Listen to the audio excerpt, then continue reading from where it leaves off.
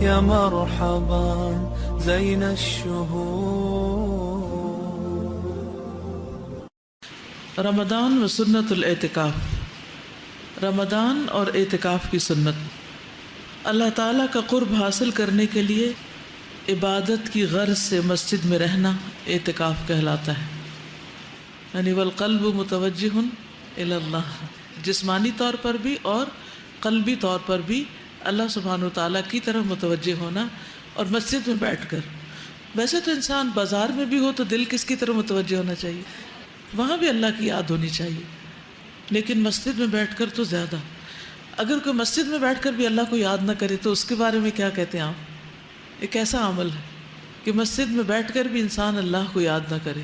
اس وقت کہیں ایسا نہ ہو کہ آپ کا نفس آپ کو اوور پاور کر جائے، اور بجائے اس کے کہ آپ اللہ تعالیٰ کی طرف متوجہ ہوں، آپ کی روحانیت سٹرونگ ہو، آپ ادھر ادھر یہ دیکھنے میں وقت گزار دیں کہ لوگ کیا کر رہے ہیں. اور پھر ہو سکتا ہے کہ زیادہ غصہ آئے کسی کی کسی حرکت پر تو کسی دوسرے سے ذکر بھی شروع کر دے، تو اس سے کیا ہوگا؟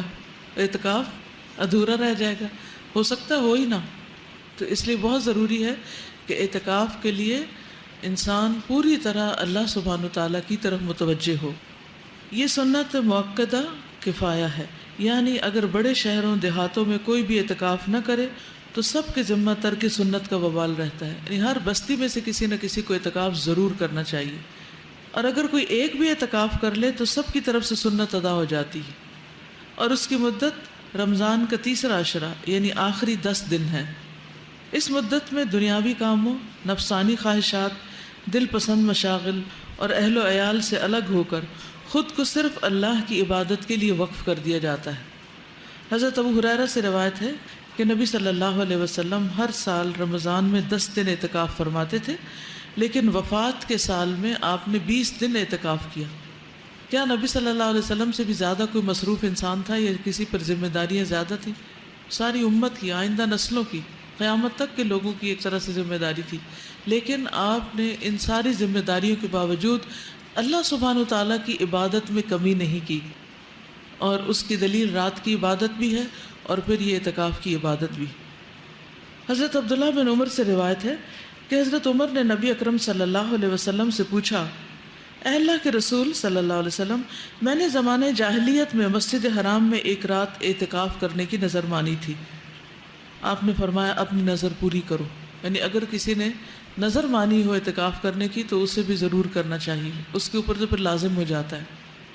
حضرت عائشہ فرماتی ہے کہ اعتکاف کرنے والوں کے لیے اعتکاف کے معاملے میں سنت یہ ہے کہ نہ وہ مریض کی عیادت کرے، نہ جنازے میں جائے، نہ عورت کو ہاتھ لگائے، نہ اس سے مباشرت کرے، نہ کسی حاجت کے لیے مسجد سے نکلے سوائے اس حالت کے کہ جس کے لیے مسجد سے نکلنے کے سوا کوئی چارہ نہ ہو.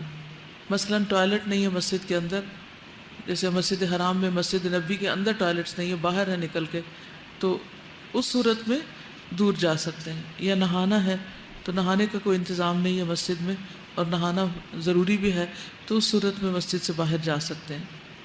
اور اعتکاف روزے کے بغیر نہیں ہوتا، تو جو لوگ روزے نہیں رکھتے وہ اعتکاف نہیں کر سکتے. اور اعتکاف نہیں ہوتا مگر صرف جامع مسجد میں، یعنی کہ اپنے گھر میں ہی اعتکاف بیٹھ گئے، یہ اعتکاف نہیں ہوتا. قرآن مجید میں آتا ہے وَأَنْتُمْ عَاكِفُونَ فِي الْمَسَاجِدِ، اور تم مسجدوں میں اعتکاف کرنے والے ہو. اور پھر یہ کہ رمضان کی 21 تاریخ کو فجر کی نماز کے بعد مسجد میں اعتکاف کے لیے بیٹھنا سنت ہے. یعنی معتکف میں انسان فجر کی نماز پڑھ کر جائے، اور جب عید کا چاند نظر آئے تب اعتکاف سے باہر آ جائیں. عورتوں کو بھی اعتکاف کرنا چاہیے. حضرت عائشہ سے روایت ہے کہ نبی کرم صلی اللہ علیہ وسلم رمضان کا آخری عشرہ اعتکاف فرماتے، یہاں تک کہ آپ نے وفات پائی تو آپ کے بعد آپ کی ازواج مطہرات نے اعتکاف کیا، یعنی خواتین بھی اعتکاف کرتی رہیں. اور جو لوگ اعتکاف نہ کر سکیں وہ کیا کریں؟ وہ بھی اپنے وقت کا کچھ حصہ سارے کاموں کو چھوڑ کر کسی ایک گوشے میں، گھر کے سب سے اندر والے گوشے میں الگ بیٹھ کر کچھ نہ کچھ وقت ضرور گزاریں. یہ سب کچھ چھوڑ کر اللہ کی طرف متوجہ ہونا جو ہے اس کے اپنے فائدے ہیں، اور یہ انسان کی ضرورت ہوتی. جب آپ بالکل اکیلے تنہا ہوتے ہیں اور صرف ون آن ون اللہ سبحانہ تعالیٰ کے ساتھ ہوتے ہیں تو اس کا مزہ ہی کچھ اور ہے. اگر مکمل 10 دن کا اعتکاف کرنا نہ ملے تو آپ آخری 3 دن بیٹھ جائیے، لیکن وہ مسنون اعتکاف نہیں ہوگا۔ اگر وہ نہ ہو تو آخری 1 دن بیٹھ جائیے، اگر 1 دن نہیں تو چند گھنٹے کے لیے بیٹھ جائیے، لیکن کچھ وقت تنہائی میں ضرور گزاریے، عبادت کی حالت میں، روزے کے ساتھ، دن کے وقت۔ ٹھیک، رات کو تو تاک راتیں ہیں ہی، لیکن دن کی عبادت مراد ہے۔ یاد رہے گا انشاءاللہ؟ ٹھیک۔ يا مرحبا زين الشهور